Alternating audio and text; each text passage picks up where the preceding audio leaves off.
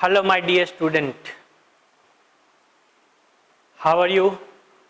I hope you all are fine.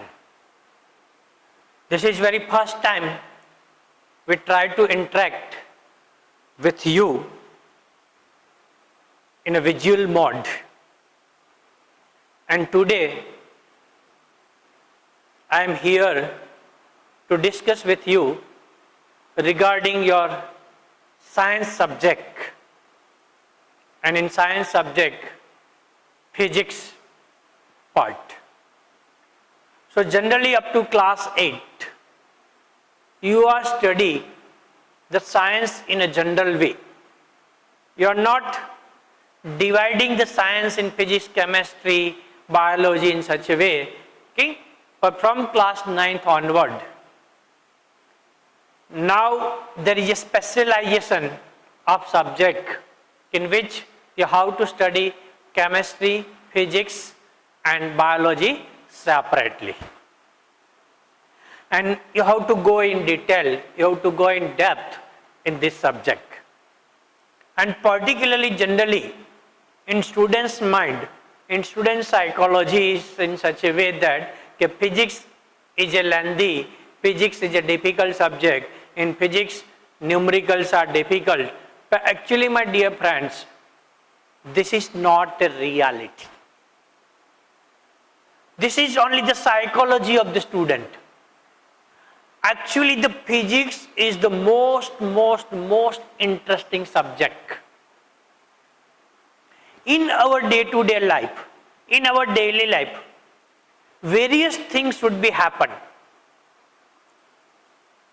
And all these things, we are generally accept it as a rule of nature.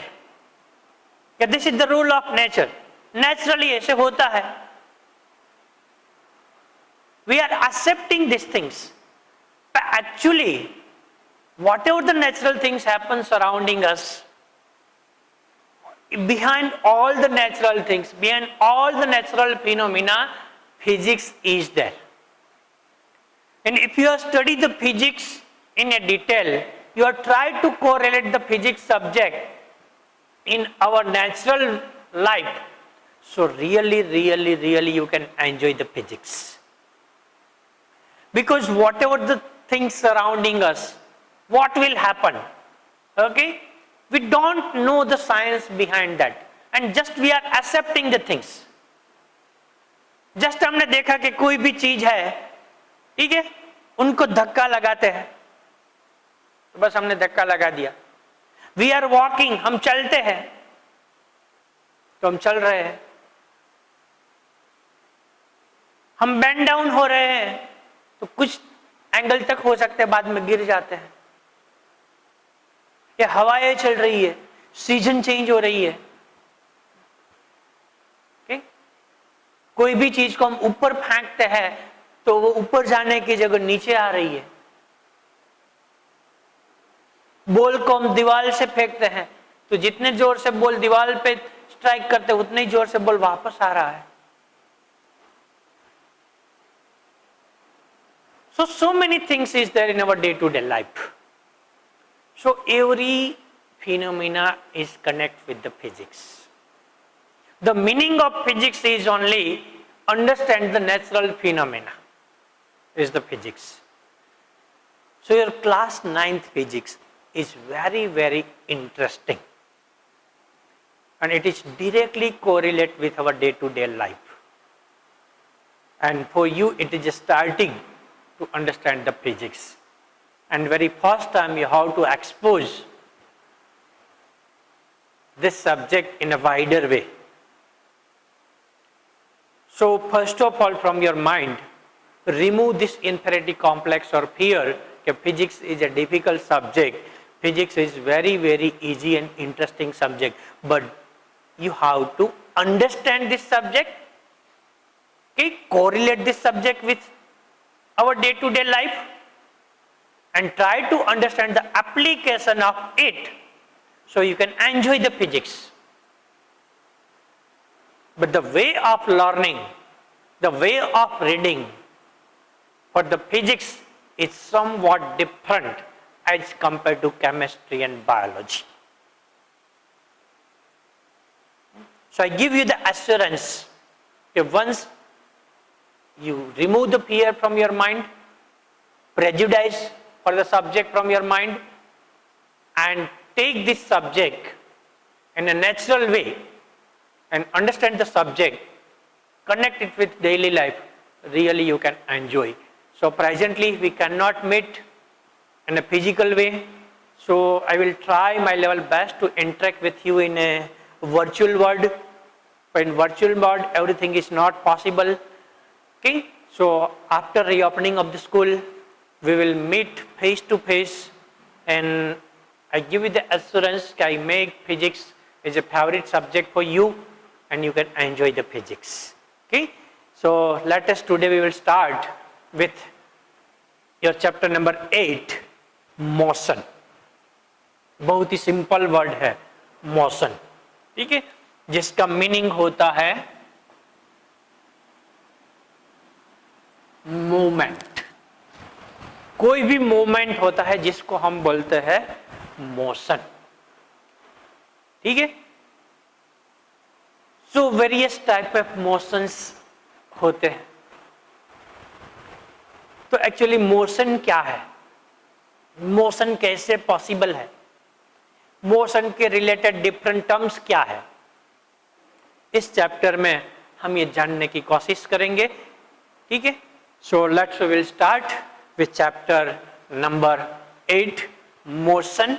It means moment, change होना, move होना, मतलब motion है. ठीक है, so let's we will start. Okay, so physical state of a body. okay? What is the physical state of body? तो पहले दिमाग में आपको तुरंत इनका आंसर ये आएगा. If I'm asking you the question, what is the physical state of body? तो आप क्या बोलेंगे? Sir solid, liquid, gas. क्योंकि आपके दिमाग में पहले यही स्ट्राइक होगा, क्योंकि आज तक आप केमिस्ट्री में पढ़ते आए हैं different state of substance. Solid होता है, लिक्विड होता है, गैस होता है. तो यहाँ पे हम पढ़ेंगे physical state of the body. हम कोई भी बॉडी है, कोई भी सब्सटेंस है, उनका फिजिकल स्टेट क्या है इन फॉर्म ऑफ फिजिक्स, हम उनको यहाँ पे पढ़ने की कोशिश करने वाले हैं. So physical state of the body. So body can be at rest और it can be in motion. Two state is possible for the body. Either तो वो बॉडी है वो रेस्ट पोजीशन पे हो सकता है, आइदर वो बॉडी है वो मोशन में हो सकता है. मतलब या तो कोई बॉडी है वो स्थिर होगी, या तो कोई बॉडी है वो चलती फिरती होगी. ठीक है, तो what is the position of a body is rest and which position we are considering is a motion. तो इनकी डेफिनेशन क्या है, हम क्या लिख सकते हैं, कैसे लिख सकते हैं. ठीक है, तो यहां पे रेस्ट है तो इनको लिखते हैं body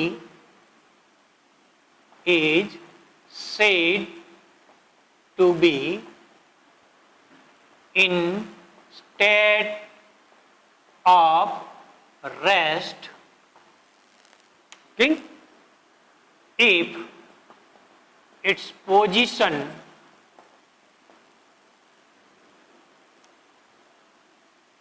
not change with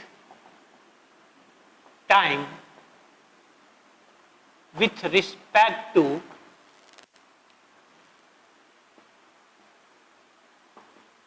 reference point. Okay? तो क्या डेफिनेशन आया, a body is said to be in state of rest, okay, if its position not change with time, with respect to a reference point. तो यहाँ पे दो चीज हमने लिया. यहाँ पे हमने बोला कि बॉडी क्या है, रेस्ट पोजीशन पे, मतलब मूव नहीं हो रही है. पर दो चीजें हमने यहाँ पे एक्स्ट्रा बोली. क्या बोली, विथ टाइम, टाइम के साथ बॉडी कहीं पे चेंज नहीं हो रही है या नहीं रही. और दूसरी चीज लिया विथ रेफरेंस पॉइंट. ठीक है, तो ये तो समझ में आने वाली बात है कि टाइम के रिस्पेक्ट में चलो चेंज नहीं होता, पर with reference to reference point, ये क्या है, रेफरेंस पॉइंट क्या है, ठीक है। तो इनका एग्जांपल लिखना है तो हम क्या लिख सकते हैं, for example book on table, book on table, okay, wall of class, ये क्लास की जो दीवार है, ये ब्लैक बोर्ड जो है, व्हाइट बोर्ड है, ये क्या है, रेस्ट पोजीशन पे है, टाइम के हिसाब से इसमें कोई चेंज नहीं हो रहा है, ठीक है। टेबल पे कोई बुक पड़ी हुई है तो बुक क्या है, रेस्ट पोजीशन पे है, उसमें कोई चेंज नहीं हो रहा है, तो इसको हम क्या बोलते हैं, body is in state of rest, ठीक है। तो मोशन क्या है, तो उनकी डेफिनेशन लिखते हैं कि body is said to be in state of motion, okay, if its position change with time with respect to a reference point, तो यहां पे क्या बताया, मोशन है, मतलब उसकी पोजीशन क्या हो रही है, चेंज हो रही है, एक जगह से वो दूसरी जगह पे मूव हो रही है टाइम के साथ, ठीक है, विथ टाइम। एंड यहां पे भी हमने क्या बोला, with reference to time, time के रेफरेंस में, ठीक है। For example car, train, it's moving, earth rotating around the sun, ठीक। मतलब क्या है, एक बॉडी है वो एक जगह से दूसरी जगह पे अगर जा रही है, उसकी पोजीशन चेंज हो रही है टाइम के साथ साथ, तो हम उसको क्या बोलेंगे, body is in a motion, body है वो मोशन में है, ठीक है। अगर उसकी पोजीशन चेंज नहीं हो रही है तो हम उसको क्या बोलेंगे, body is in a rest, rest position पे है, ठीक है। तो इतनी बात तो समझ में आई कि चलो वो या रेस्ट है या तो मोशन में है, टाइम के हिसाब से है, ठीक है। पर दोनों जगह पे हमने यूज किया रेफरेंस पॉइंट, तो रेफरेंस पॉइंट क्या है, रेफरेंस पॉइंट की यहां पे क्या जरूरत पड़ी, तो रेफरेंस पॉइंट की जरूरत इसलिए है कि विथ रिस्पेक्ट टू इट ही हम कोई बॉडी को बोल सकते हैं कि whether it is in a rest और whether it is in a motion. एक ही बॉडी है, कोई एक ही ऑब्जेक्ट है, वो एक ही टाइम पे, एक ही समय पे रेस्ट में भी हो सकता है और मोशन में भी हो सकता है। तो आपको क्वेश्चन है राजू कि सर ऐसे कैसे पॉसिबल है, एक चीज है, ठीक है, वो मोशन में भी है और रेस्ट में भी, एक साथ ऐसे कैसे पॉसिबल है, एक साथ पॉसिबल है, क्योंकि we can describe only the physical state of the body with respect to reference point, reference point के रिस्पेक्ट में ही हम कोई भी बॉडी है वो रेस्ट में है या तो वो मोशन में है वो डिस्क्राइब कर सकते हैं। अगर रेफरेंस पॉइंट अलग अलग है तो हो सकता है कि बॉडी रेस्ट पे भी हो सकती है और दूसरे रेफरेंस पॉइंट से वो बॉडी है वो मोशन में भी हो सकती है। मतलब है कि रेस्ट और मोशन दोनों जो है चीजें, दोनों टर्म्स जो है, these are the relative terms, इनको हम क्या बोलेंगे, रिलेटिव टर्म बोलेंगे, ठीक है। तो ये दोनों चीज क्या है, ठीक, rest and motion are relative terms, ये दोनों टर्म है एक दूसरे से रिलेटिव है। क्यों रिलेटिव है, उसका मतलब क्या है, ठीक है, कि the rest and motion are relative term. क्यों ऐसा है, तो इसलिए है कि a body can be rest with respect to a one reference point and same body at same time can be in motion with respect to a other reference point।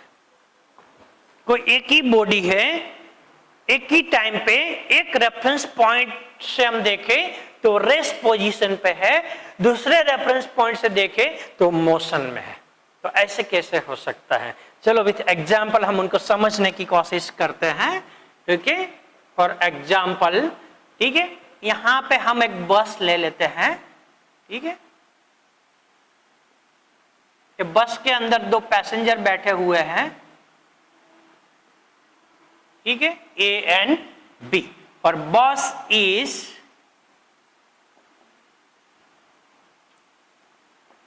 In motion. ये बस है वो इसी direction में travel कर रही है, motion कर रही है। और यहां पे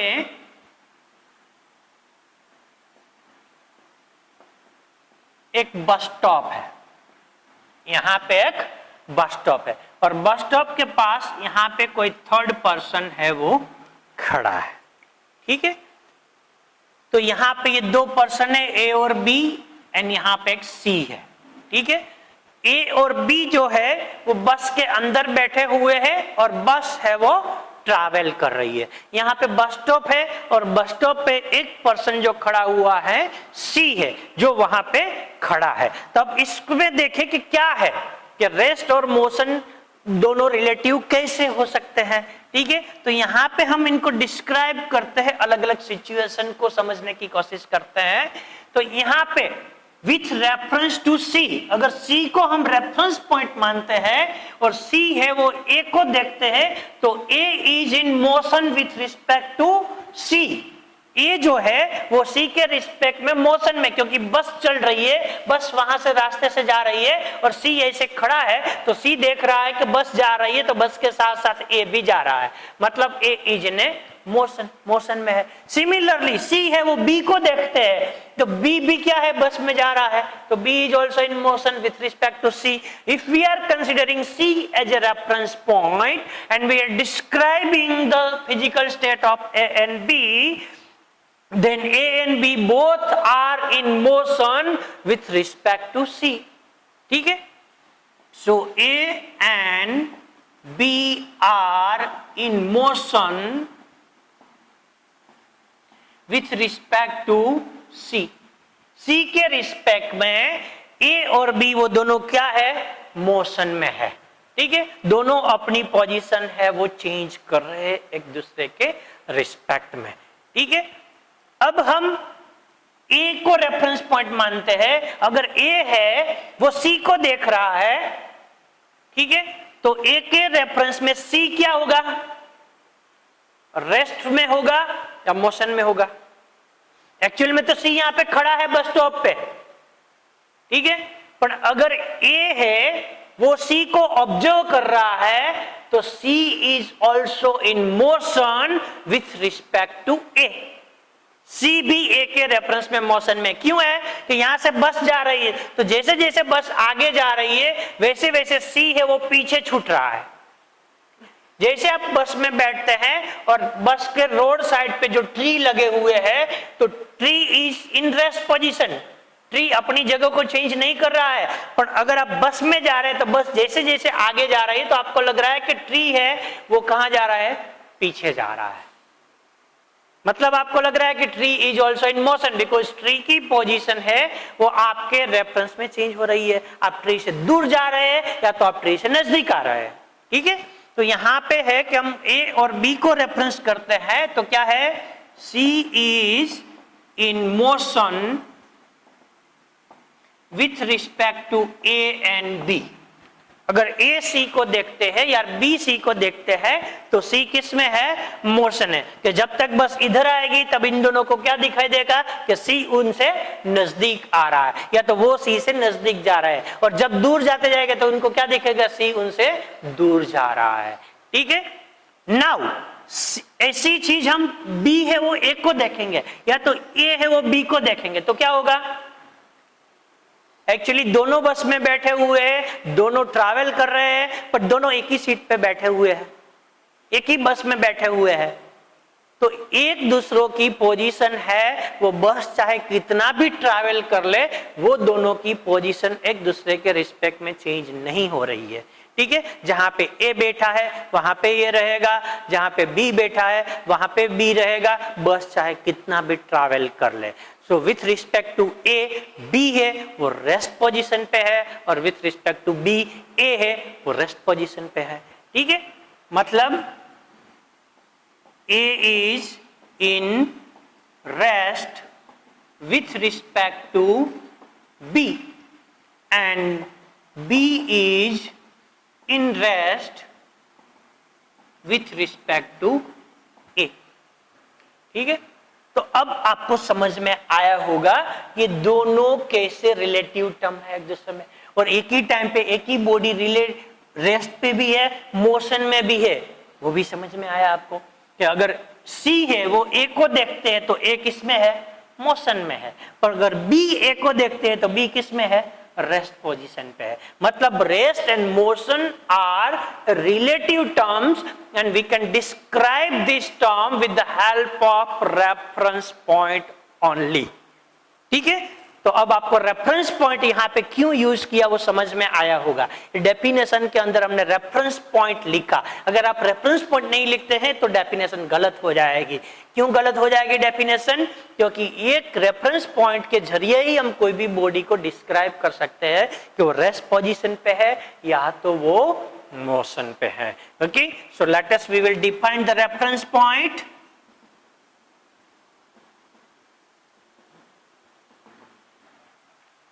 Okay, so it is a fixed point, okay,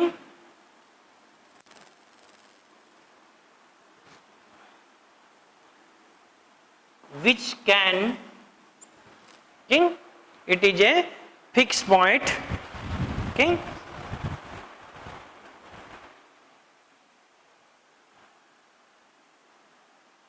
which can observe the change in position of other object, okay, which can observe the change in position of other object। दूसरा ऑब्जेक्ट है उसकी position change होती है या नहीं होती है वो उसके जरिए हम ऑब्जर्व कर सकते हैं। ठीक है, वो पॉइंट के रेफरेंस है तो उनको हम बोलते हैं रेफरेंस पॉइंट। ठीक है, और रेफरेंस पॉइंट है उनके साथ साथ आपको आगे जाके जो यूज आएगा वो है फ्रेम ऑफ रेफरेंस। आगे जाके आप यूज करने वाले हैं जो टर्म्स वो है फ्रेम ऑफ रेफरेंस।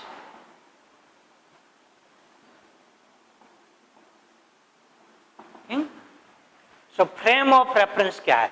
तो ये एक पॉइंट है रेफरेंस। फ्रेम ऑफ रेफरेंस मतलब ऐसा एक एनवायरमेंट है जो एनवायरमेंट में कोई भी चीजें वो चीज को हम रेफरेंस पॉइंट के लिए यूज कर सकते हैं।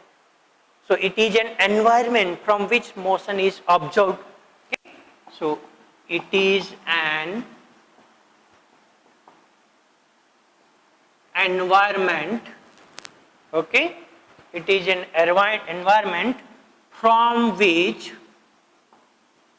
okay, from which motion is observed, from which motion is observed, जिसके जरिए मोशन है वो ऑब्जर्व होता है। जस्ट फॉर एग्जाम्पल यहाँ पे ये जो बस है, सो पूरी बस है वो क्या है? फ्रेम ऑफ रेफरेंस है। बस में बैठा कोई भी पैसेंजर है वो कहाँ है?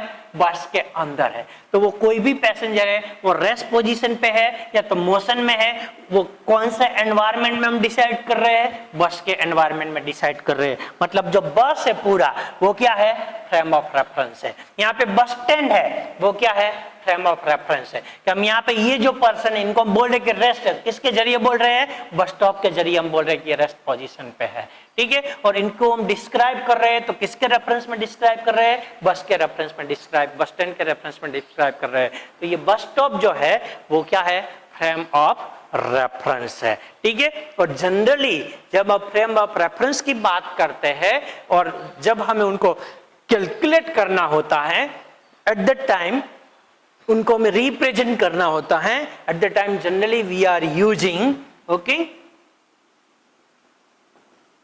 Coordinate geometry as frame of reference. ये coordinate geometry as a frame of reference हम इन यूज करते हैं। और ओरिजिन इज रेफरेंस पॉइंट, और ओरिजिन जो है उसको हम क्या काउंट करते हैं, रेफरेंस पॉइंट काउंट करते हैं। मतलब कोऑर्डिनेट जियोमेट्री, एक्स एक्सिस होता है, ठीक है, वाई एक्सिस होता है और जेड एक्सिस होता है, जिसके बारे में आप जानते हैं, ठीक है। और यहाँ पे ये ओरिजिन है 0 0, ठीक है। तो ये ओरिजिन जो है ये है रेफरेंस पॉइंट, ठीक है। और ये जो कोऑर्डिनेट जियोमेट्री होता है उसको हम क्या बोलेंगे, फ्रेम ऑफ रेफरेंस। क्योंकि कोई भी ऑब्जेक्ट है, सपोज ऑब्जेक्ट यहाँ पे है तो we can describe with the help of this reference point. ये रेफरेंस पॉइंट के जरिए ऑब्जेक्ट है वो एक्स डायरेक्शन में यहाँ पे है।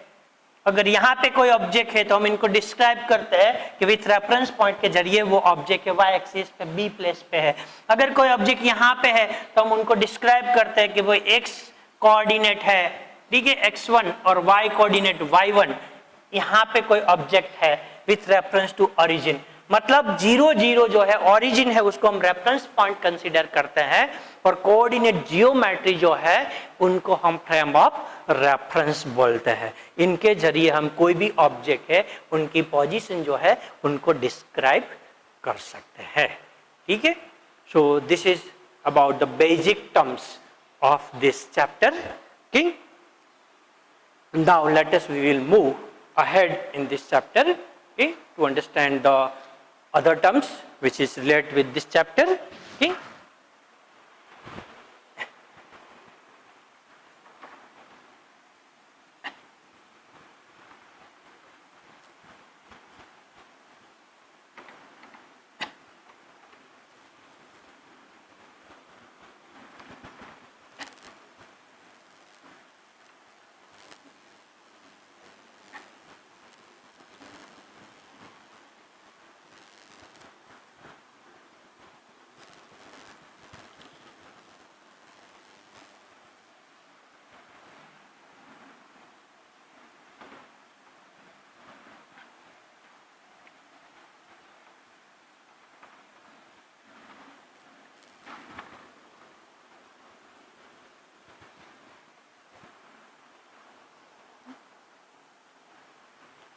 सो यहाँ पे हमने देखा बॉडी का 2 स्टेट पॉसिबल है, वेदर इट इज रेस्ट है और वेदर इट इज मोशन है। अब वो चाहे रेस्ट पे है या तो मोशन पे है, अगर वो हमें डिस्क्राइब करना है तो हमने देखा कि we have to check out the position of a body. Time के हिसाब से बॉडी की पोजीशन कैसे चेंज हो रही है वो देखना है। तो टाइम के हिसाब से कोई भी बॉडी का पोजीशन कितना चेंज होता है, कैसे चेंज होता है, how we can measure it, we can measure it in form of a distance। मतलब अभी हम यहाँ पे खड़े हुए हैं कार लेके मोरबी में, and we are driving the car, मतलब वी आर इन मोशन, और 1 घंटे के बाद हम राजकोट के बस स्टेशन में खड़े हैं। तो how we can describe the motion of our car, so we can say that we are travel a distance from Morbi to Rajkot. So we are using the term distance to describe the motion change in position of the body. कोई भी body है उसका position कैसे change होता है वो describe करना है, तो डिस्क्राइब करने के लिए जो टर्म यूज होता है वो टर्म है डिस्टेंस।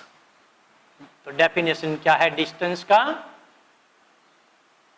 डिस्टेंस ट्रैवल, जिसको हम एस भी बोल सकते हैं, डी भी बोल सकते हैं, अलग अलग बुक में यहाँ पे डिफरेंट सिंबल यूज होता है, ठीक है। सो डिस्टेंस क्या है, ठीक है। So distance is the length of actual path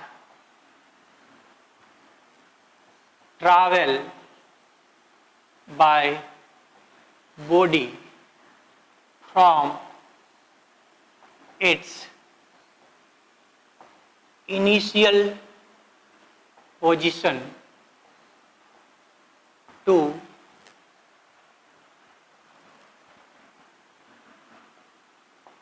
final position. Okay, the length of actual path travel by body from its initial position to final position is called a distance. उसको हम distance बोलते हैं। और SI unit of distance is metre.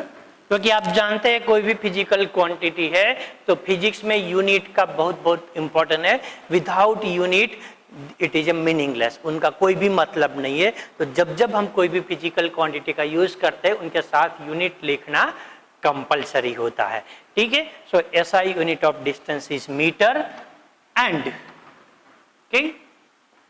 Distance has no sense of direction.